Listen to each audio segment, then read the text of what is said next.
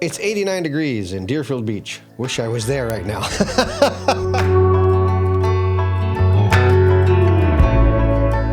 Today we're going to talk a little bit about lawn care and what that is like in the spring up in the Northeast. So what do we have to do? Well, after a long winter, the grass comes out of dormancy and it needs a little bit of love. In fact, I think a lot of love. On the last video, you saw that we had dethatching done, we had aeration done. We had Michael from the Better Way Property Maintenance Company care of that, did a great job. And now the grass is poised, ready for seed and fertilizer.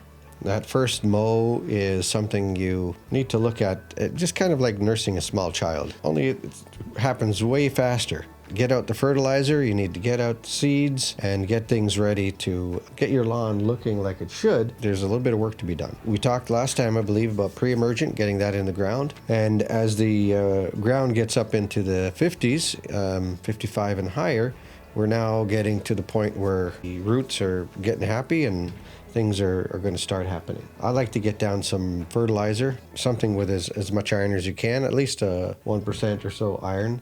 But we want to get the grass moving and get it looking green. I also like to get down seed. Here I like to use Kentucky bluegrass. Everybody's got their own ideas, but that is my most favorite color for grass. And of course, putting in some overseeding is important. Figure out what your fertilizer and what your seeds say the spread is per, I think it's 1,000 square feet. You want to calculate that, what your spread is. But ultimately, you've got 1,000 square feet, you calculate it. It takes 3 pounds of product to spread on that. Then you figure out what your spreader ratio is going to be. That's kind of the short version of what that's all about. Because, you know, those numbers on the spreader are almost decorative unless you've got a really, really good one. You need to really figure out what the balance is. Now, before I do that, I like to cut the lawn, trim the lawn, edge the lawn, and the edger does a great job. Can you use a trimmer to do edging? Yes, but the edger does a better job at it.